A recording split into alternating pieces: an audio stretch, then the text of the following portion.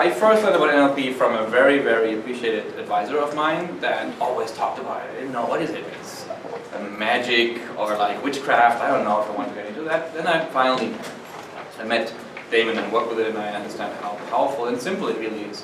It's, in my understanding, a box of wonderful tools you can use to communicate better with others, with yourself, and to get better outcomes. I think you have a more elaborate way of explaining what are things that businesses get out of that. Yes. So I guess my first question would be, what are ways that business people work with you? What do they want out of working with you? What can you do with NLP for them? And then that might be a good start to taking it away. It's such let's give him a warm hand first of all.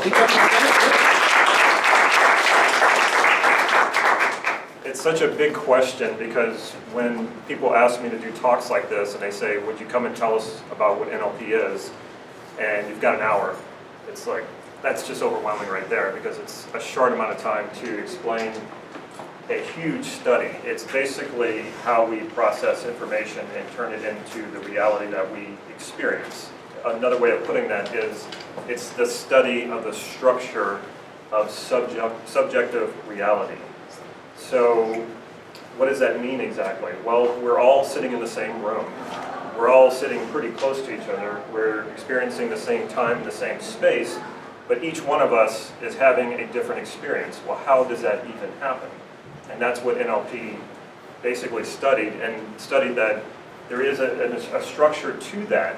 And when you take a successful person and an unsuccessful person, the successful person is experiencing a different reality, and they're coding the information they receive through their five senses in such a way that their responses are different so that they get their outcomes, versus the person we would consider unsuccessful, or maybe they consider themselves unsuccessful. They are experiencing a different reality, even though they might be twins. They could be in the same city, the same house, same everything, but the way that they're coding the information that's coming into them, they're responding differently, and they're not getting their outcomes. Has anybody ever wondered about that? Brooke's the only one. So before I go into more explanation, and I really want to know more about what you want to know about, because like I said, this is a huge study, and it really takes contextualizing it and focusing in on certain areas of it to really go into an explanation of it. Otherwise, I mean, I really could talk your ear off about it. First of all, how many people have ever even heard of NLP? Okay, cool.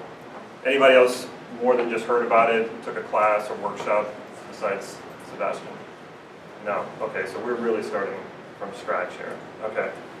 Well, the three things that Sebastian, or I forget if it might have been Raul, asked me to talk about is overcoming fear, also persuasion, which NLP is very well known for, and training your mind for success. Does this sound like good topics that we want to talk about, or is there something else that you want to talk about? Is this like limiting beliefs, or? We certainly cover that in NLP. It's a little more advanced, but we can go into that. So, yeah. Okay, so anybody else have something else that they want to go into, or is this going to work? Because now's the time to throw that out there on the whiteboard, and then it can be covered. We want to make this interactive, because I don't know exactly what you're looking for and what you want to know, and it's going to help you and me to be more specific. So if we're good with this, and I'll take off with this. Okay. I am a business owner. I do call myself an entrepreneur because I do have multiple businesses. And where I started was film school. I went to film school. I'm from New Orleans, well, actually a small town in South Louisiana. You've never heard of it, I assure you. I went to film school because I wanted to be a filmmaker, and then I went to Los Angeles hoping to make that a reality, and then made the natural step from filmmaking to insurance. And I've been doing insurance for almost 10 years now, and I went through the first 2 years. I started my business in 2008 at the height of the financial crisis, and that's not a really good time. I don't recommend starting a business at the height of a recession, but that's when I started. I also had just moved to Santa Cruz. I had 2 kids under the age of 2, and I was living in a place with no family, no friends. I didn't know anybody, and I was starting a new business. I had never owned a business. I had never done sales. I had never even managed people. I had never taken much responsibility and all the jobs that I had been bartending for a very long time. So I'm starting this new business, and they supposedly train you. It didn't work out so well, and basically everything they taught me didn't work. And so I had to figure things out for myself. And it was a very old school way of doing business, and I'm a little bit younger than most of the people who were very successful in the company. So I started looking at the internet, and I saw that there was internet leads, and it was an area that a lot of insurance agents weren't really using. So I started devising systems and using internet leads to start driving business, and it started to work. What I was looking for was strategies. What I was looking for was systems. What I was also looking for was a way to keep myself from imploding, because my marriage was failing. The stress of the business not doing as well as I wanted it to, as well as they had promised me it would, and none of the training that they gave me really worked. I started to fall into a depression. Now, I had heard of NLP through a guy named Tony Robbins whenever I was growing up. Anybody know who Tony Robbins is? She knows. No. Anybody else? Come on, you know who Tony Robbins is. The guy with the big teeth, the big hands, real tall, screams a lot, does like this all the time. Yeah. That's Tony Robbins. So my dad would listen to Tony Robbins whenever I was a kid, and he was every once in a while bring up this thing, NLP. I didn't really know what it was until I got to college. And I had a professor who taught a course called the Philosophy of Psychology.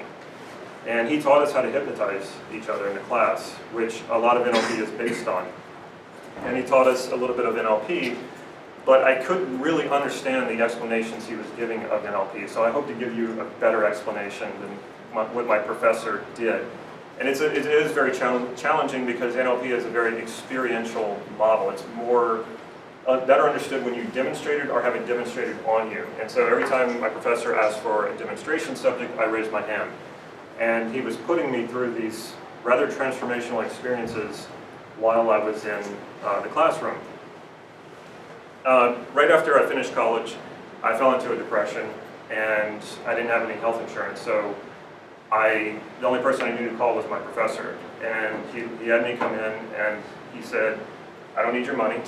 He said, but I don't believe in a free service, so every time you come to see me, go do community service or donate money to charity. It's like, great. He said, come back next week. Came back next week, and one session, I walked out of there completely fine, no depression.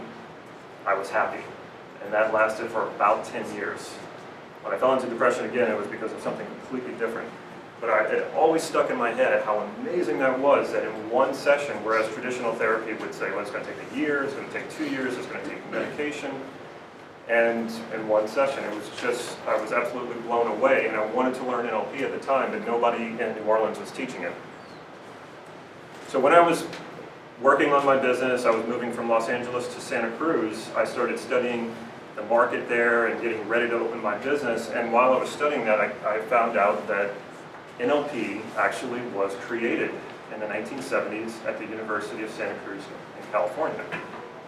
And that blew me away. It almost seemed like one of those moments of synchronicity, like I was supposed to learn NLP when I got there. So I got all excited about this, and I thought, there's going to be an NLP Institute on every single corner when I get there. And I get there, and there is nothing. Not only that, nobody even knows what NLP is. And it's a longer story and a bigger story as to why that has happened. I don't really have time to get into that now. But fast forward 2 years, I've fallen into depression again. I don't know anybody who knows NLP, so I go into traditional therapy. It takes me an entire year to come out of the depression. And what I started to realize is this was a very traditional therapist, and I was sort of like sub-level when I started coming to see him, and every time I would go to see him, I would get to here, and I'd feel okay, like I was grounded. And then I would go about my life for another week, and by the time I went back into his office, I'd already gotten back down to here. After a while, after a year, I started coming into his office and I was here. But then when I get into his office, he wanted to talk about all my problems, and then I would come back down to here. And that's when I knew something was wrong, and I needed to do something else, and I needed to have a way to have ongoing maintenance for my inner game and my feelings and my psychology and my strategies and just my overall sense of well-being. And that's when I discovered that there was NLP training at the University of Santa Cruz, California, every summer, but only once during the year. And I decided to take my first NLP training, and something just clicked. I mean, it just worked for me. After about 2 years of NLP training, I completely automated my insurance business, stepped out of it. I go to work once a week for about 2 hours, and I make a decent living in Santa Cruz, and I credit NLP for that. Not just the strategies that I use, but the inner game and the ability to take risk, the ability to overcome fear, which we're going to talk a little bit about, and make good decisions, risky decisions, but it all worked out in the end. And then I was able to start teaching NLP because I love doing it. And I started coaching as well. And yeah, I do coach some business professionals. Sometimes I'm just coaching people on their well-being and their sort of mental health maintenance. I'm not a therapist, so I don't diagnose, I don't prescribe anything. And if somebody's like really depressed, like clinically depressed, or they have something that's diagnosable, that's not my area. In fact, it's illegal for me to try to treat them. So a little bit about what NLP is. Basically, it's taking that information that's coming in from your five senses. So you do just sight, sound, feeling. We rarely use taste and smell as an NLP technique, but sometimes it works, depending on what it is. So all this is going into, you're taking all this information in, and then you recreate the information inside. You see internal images, even if you're not aware of it. You hear internal voices. You hear internal sounds, even if you're not aware of it. And you have internal sensations, feelings in your body. And that's what we call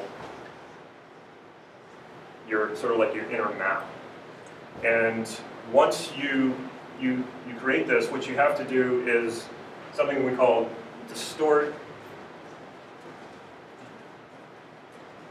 delete, and generalize to create this map. So if you think about the usefulness of a map, it's not the territory, but it's very useful. You can pull it out of your pocket, you can pull it up on your phone, and from the map you can navigate how to get somewhere. I wasn't as successful with that, finding the parking garage that Raul told me to go to today, but that's the usefulness of a map, and that's, you're making an internal representation of your reality all the time. And that's why we all have a different sense of reality. Now, what the founders of NLP did was they started to recognize this. We all have a different sort of sense of reality going on inside of us. Well, maybe this could explain the difference between why some people are successful and why some people are not. And what they started doing is what they call modeling, and which this is the basis of NLP. So their first projects were, they took 3 therapists who were getting outstanding results, and they were kind of on the fringe of psychology because they didn't care much about theory. But they cared about getting results. They cared about getting outcomes. They didn't argue theory. They said, you know, somebody's coming to see me, I want to help them out, get their outcome. And so they started modeling these 3 therapists. One of them was a hypnotist who they credit with being the father of modern hypnosis, and that's Milton Erickson, and that's the hypnosis side of NLP. And what they started doing is they started creating these models of how these therapists were so successful. What they also discovered is that these models were also very good for persuasion. And they started creating models, then teaching it to a student and seeing if the student could get the same results without having years and years of training and therapy, and it was working. And then they would go to a salesperson, and they would model the salesperson, and then they would turn around and grab somebody who'd never had sales training before, and they would teach them the model, and then they would go have them sell something, and it worked. So this was the power of NLP, and this was around the 70s and 80s, and it broke open really big. And so you started having books, you started having lots of trainings, and the whole thing kind of exploded. Now, that's kind of the background of it. And so we have things like overcoming fear, persuasion, training, your mind for success. Overcoming fear, I get this so much. People come to me and they have a fear about something, and they say, I just want you to help me get rid of the fear. And I tell them, no, you don't want to get rid of fear. Fear is an alarm system in your body that says stop and think this thing over. Don't go until you figure this thing out. And this also is very much connected to confidence. People come to me too and they say, well, just show me how to have confidence in something. Well, I'm very careful about how I do that because I don't want to give you confidence about something that you should not be confident about.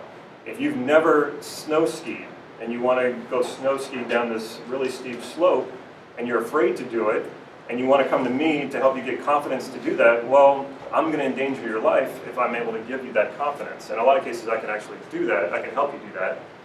But that's very irresponsible and quite dangerous. So fear is a really interesting thing when you start to really look at it and see how you're creating it in your body and creating it in your mind. And the more you can understand that, the better you can understand why you are afraid of something or why you lack confidence in something. And what it basically comes down to in confidence is experiential knowledge, experiential information. Now, confidence isn't actually a real thing. It's not tangible. I can't reach out and just hand you some confidence. You can't put confidence in your pocket. You can't take it somewhere with you. So what is confidence? It's an evaluation of an experience or a lack of experience. So if I don't have any experience talking in front of a group of people, thinking about it might make me nervous. Why? Because I don't have any sensory information about this. Now, I can start doing some imagining, which is what distortion is. When something hasn't happened, I can start to imagine what it would be like.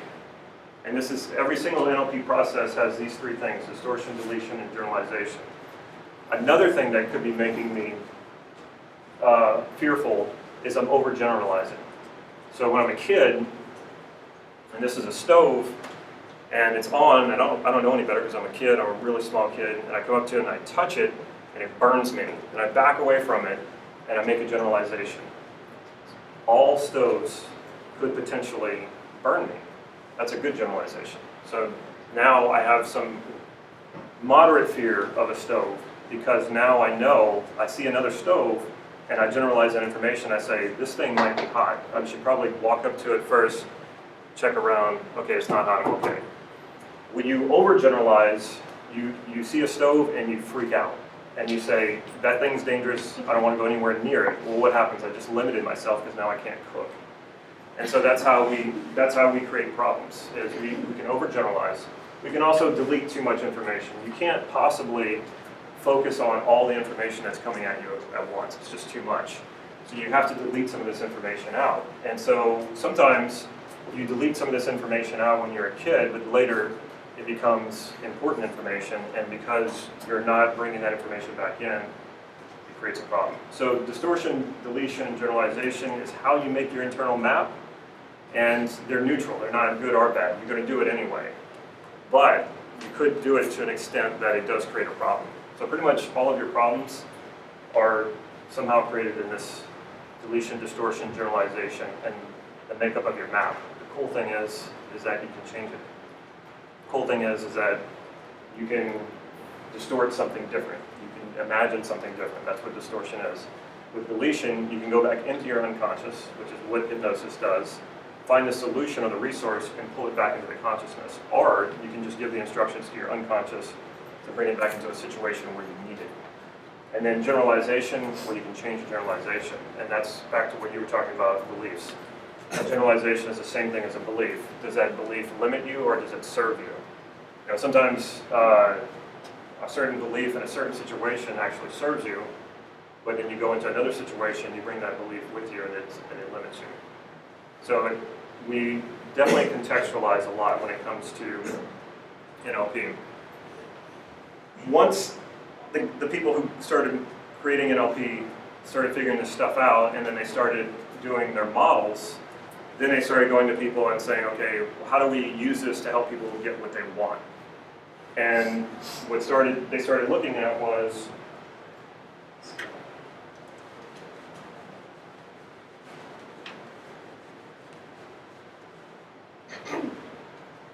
we don't actually want, when it comes to say like an object, we don't actually want the object. So we start off with a present state.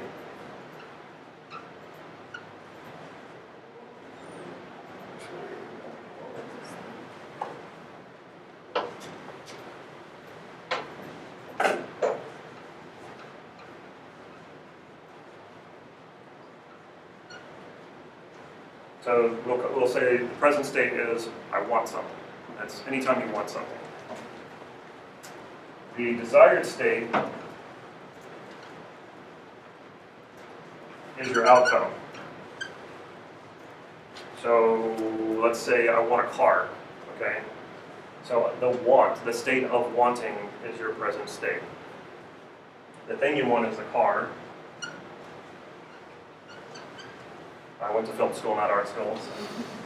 So this is the object of your desire, but not everybody wants a car. So it's not a universal truth that everybody wants a car. Now we're back into the subjective reality. So then I would ask you, well, what is that going to do for you? If you had a car, what would you experience? And a person might say, make me happy. So the desired state is actually happiness. Anybody familiar with The Secret, the law of attraction, and all that? Nobody else, just her. She knows everything. I'm a psych major, so I read all the. Oh, cool. From Freud to now. Cool. I got irritated when I saw it because I knew that there was so much missing, and they make it sound like all you have to do is just visualize this thing, and suddenly it's going to appear on your front lawn. I'm glad that everything I visualize doesn't show up on my front lawn, because that would be a lot of trouble. It would be not good. So this is what the law of attraction, I think, fails, or The Secret fails to explain, and there is a good reason for it. It's not just woo-woo. So we look at this and we say, okay, well, from the present state to the desired state, what is really missing here that is keeping me from getting this? And that's what we call the resource.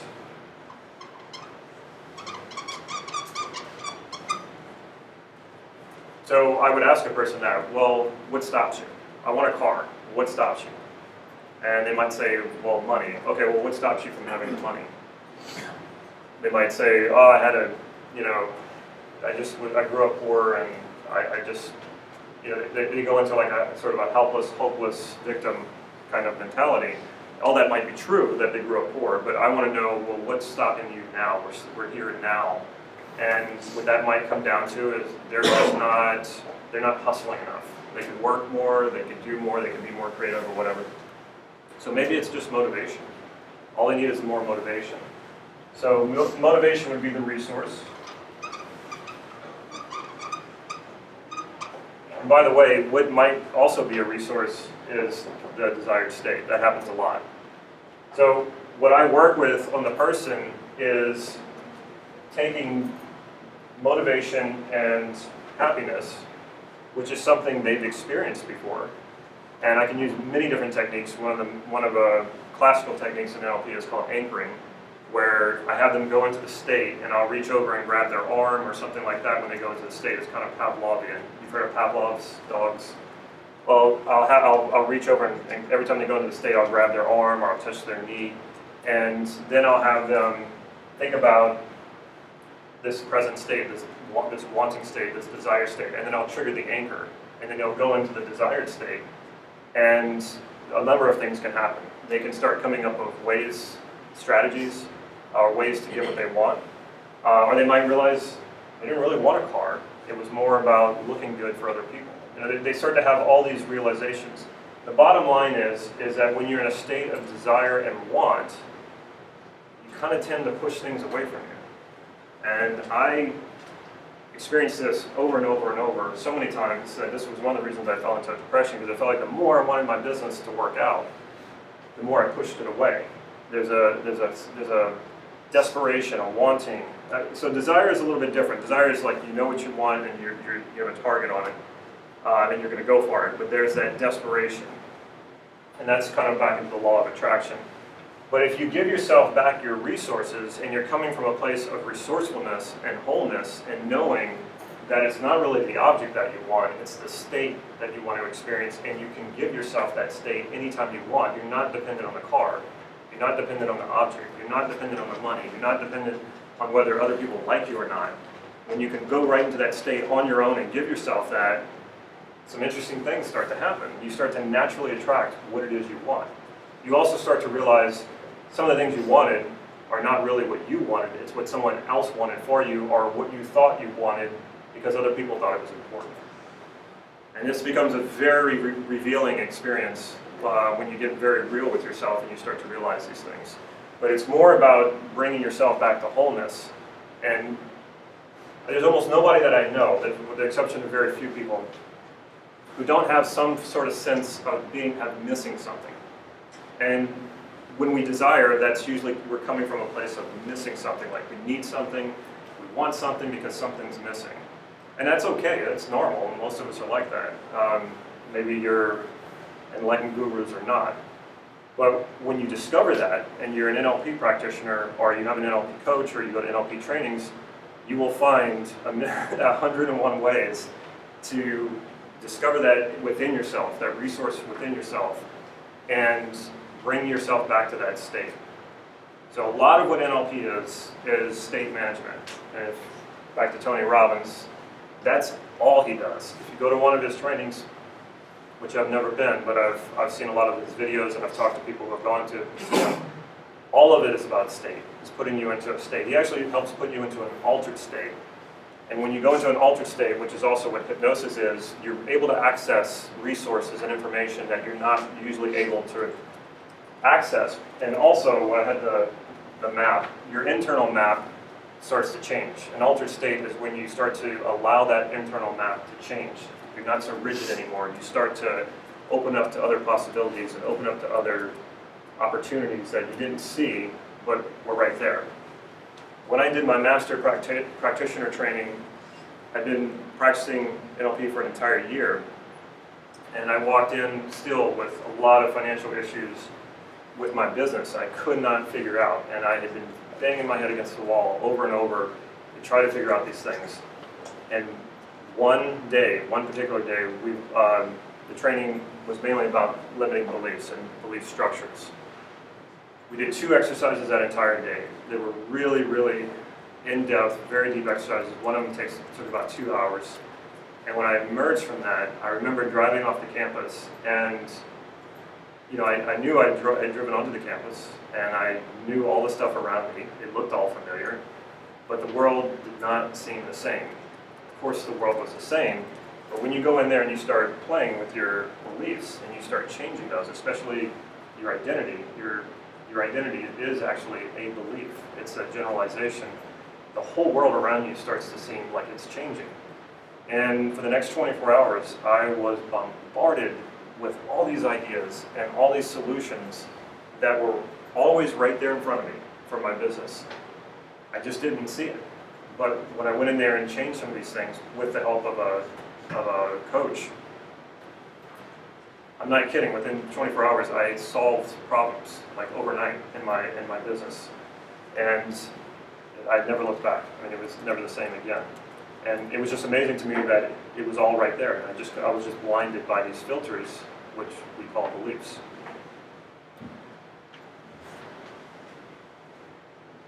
So persuasion, training your mind for success, that's going to have a lot to do with beliefs.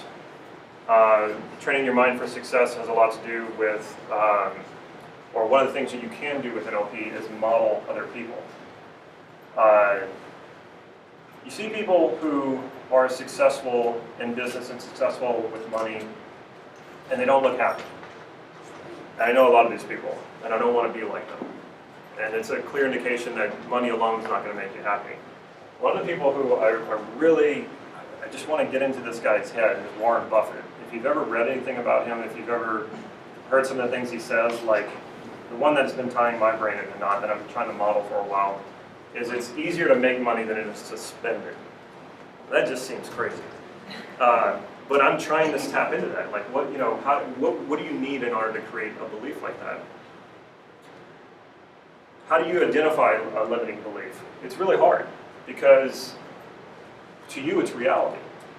When you say, well, I can't do that, or I can't do it right now, or I don't know how to do that, or I just can't. That's usually right there. There's a limiting belief. So when I talk to people and I say, what do you want? And they tell me, and I say, well, what stops you? Usually the next words that come out of their mouth is a limiting belief. But to them, it's not a limiting belief. It's reality.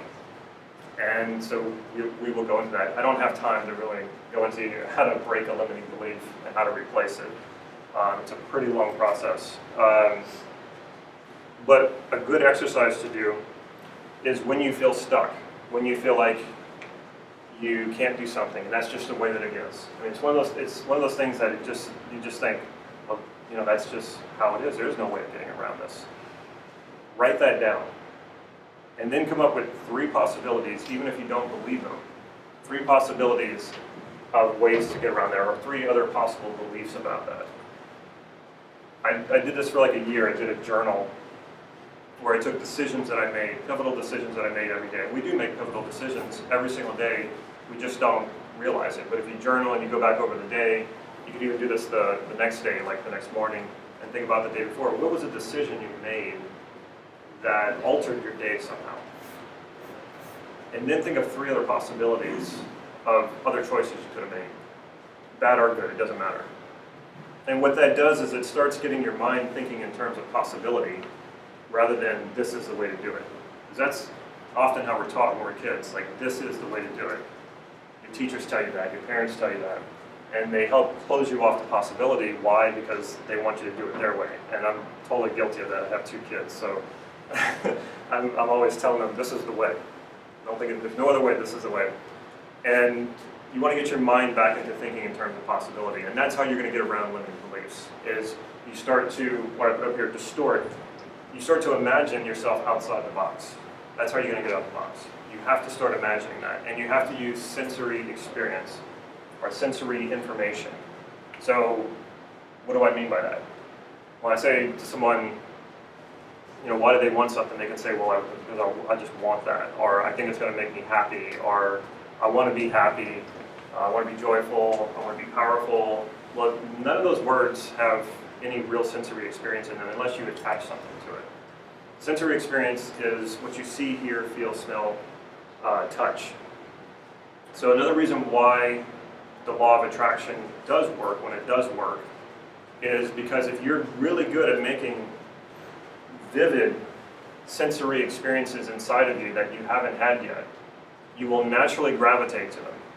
Why? Because we will do anything to avoid confusion and chaos. You don't know what the future holds.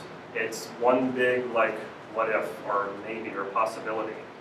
But if you can start training your mind to use sensory experience, and so I'm not saying imagery a lot. A lot of people say, well, you know, you got to visualize. Well, not all of you are very visual people, I assure you. Some of you are visual and some of you are not. Some of you are very auditory. And there's some of you are very tactile and kinesthetic, and I mean this type of tactile and kinesthetic. In NLP, they confuse that a lot with inner feelings. We all have inner feelings. That's the evaluation of what we're seeing and what we're hearing. And we see and hear stuff out here, but we also see and hear stuff out here. So when you start to get control or understanding of what you're seeing and hearing and here, you start to become conscious of it, then you start controlling the programs in your mind rather than the programs controlling you. Habits are a good example of that. You have a habit, you just do something, you don't know why you do it, it's just a pattern. That's the program controlling you, because you don't understand yet what the processes are going on inside of you that's creating that, but when you do, now you can change it. When I sit down with people, and the first question I always ask people when I'm coaching them is, what do you want? And sometimes that's just a big, what do you want, like anything. And sometimes that's a very specific thing. If they're coming to me about business, what do you want? If they're coming to me about a relationship, or they want to find somebody to be in a relationship with, what do you want? Most of the time, the first thing out of their mouth is, well, I don't want, and then they tell me exactly what they don't want. And that's why they're there for coaching, because they know very well what they don't want. Why? Because they experienced it. We're hardwired to avoid fear. We're hardwired, well, not avoid fear, we're hardwired to avoid the things that we fear. We're hardwired to avoid the things that might be dangerous. So what do? We replay this stuff over and over in our minds. And that's what creates phobias, that's what creates limitations. We're so well aware of what we don't want, what we're afraid of, what we want to avoid, but what that does is your mind, your unconscious goes, wow, look at all that clarity there. And it starts putting you in that same, starts directing you into that area of what you don't want. when you focus on what you don't want, or whatever you focus on, you naturally get more of, because you're making more clarity about that. Whatever you make more clarity about in your internal representations of what you see and what you hear and what you feel, you're naturally going to be drawn to that. So people are very often more clear about what they don't want than what they do want. And so my job as an NLP coach is to help them start making those images and those even sounds or voices or whatever it is that they do want. And the more that they do that, the more real that becomes and the more clarity there is. So their unconscious minds go, there's the clarity, there's the light, let's move toward that. And so they start to go in that direction. David, so by the way, he just compressed 2.5 hours of NLP into like half an hour, so that's a lot of information right there. I think we have an hour together. I wonder, do you think it's possible to have some exercise that everybody can partake in to get into this experiencing mode that you refer to? What do you think? Is that an option to do that? Yeah. What do you guys think? Is that something you'd like to try? Yeah. Before I do that, does anybody have any questions about anything that I've gone over so far? And he's right, I did unload a lot on you. I mean, yeah. Okay, when you were talking about if you have any desire and you don't know the possibilities to go for it, so you just write down 3 possibilities or something else. So I just lost the connection. What will happen after that if I write 3 possibilities? How do you speak? I'll repeat it. Okay, so she's asking that exercise that I said about, you think about what you can't do or what your limiting belief is, and then you imagine 3 possibilities of how that might be possible to do it. And she's saying, well, then what?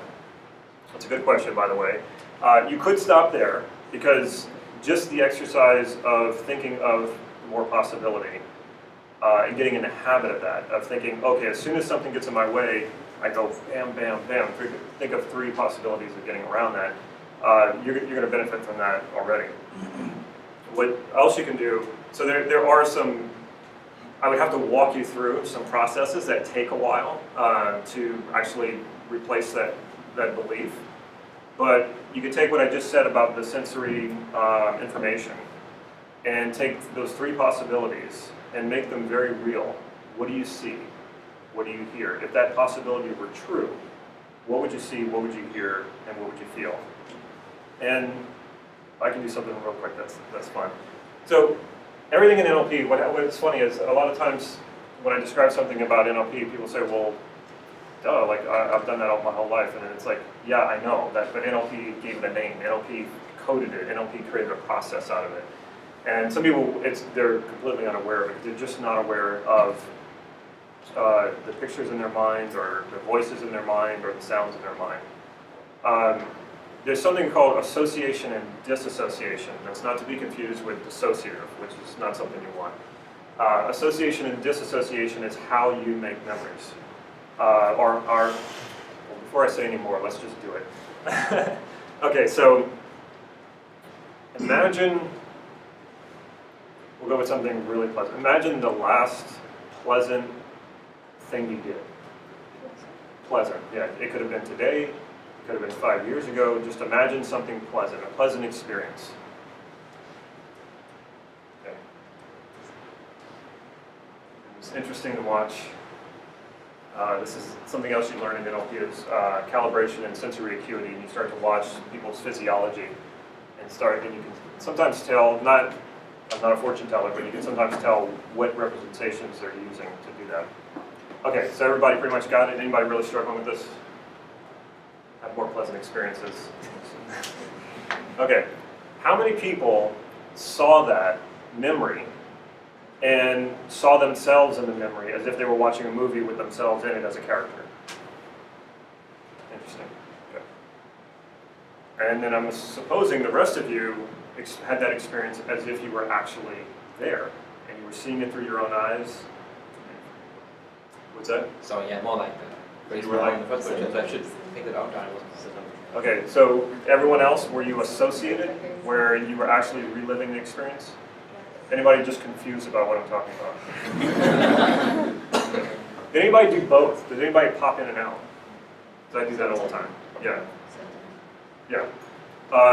That's actually a good thing. The easier you are to pop in and out of those, the more vivid your imagination is. You can you can actually work on that.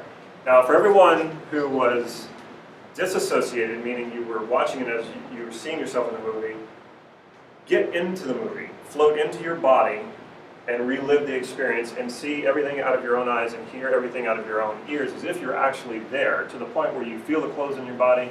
If you were standing, you feel the floor under your feet. If you were sitting, you feel the chair underneath you. Everyone else who was associated, disassociate. See a screen and you're watching a movie and you're watching yourself have this pleasant experience.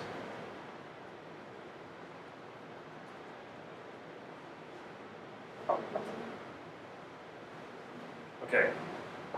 How many of you actually liked that experience of switching? Did you like it better than the other way? No? So the people who were disassociated the first time, originally, when you associated into it, did you like that better or less? Not sure? It was more difficult for me. It was more difficult for you? Yeah, I need to close my eyes for the second one, but the first time that I saw it as a picture, I was like this, and I was like looking everything. This time I need to close my eyes to imagine myself again in Inside it? Wait, which one were you first? For the first time I saw it as a picture. I was like, You saw yourself in there? Yeah. Okay. So when you associated, what was it like? For the second time, Yeah. I need to close my eyes and everything to try to be there again. Okay. It was difficult. It was difficult for you to do it. Okay. You might need some more practice because your answer to my next question might not be the typical answer. And that is, which one was more real to you? Being associated or being disassociated? Associated. Yeah, you might be different because you struggled with it. Besides her, did anybody, whenever they associated into the memory, did it seem less real? For you, it did? Because I was disassociated.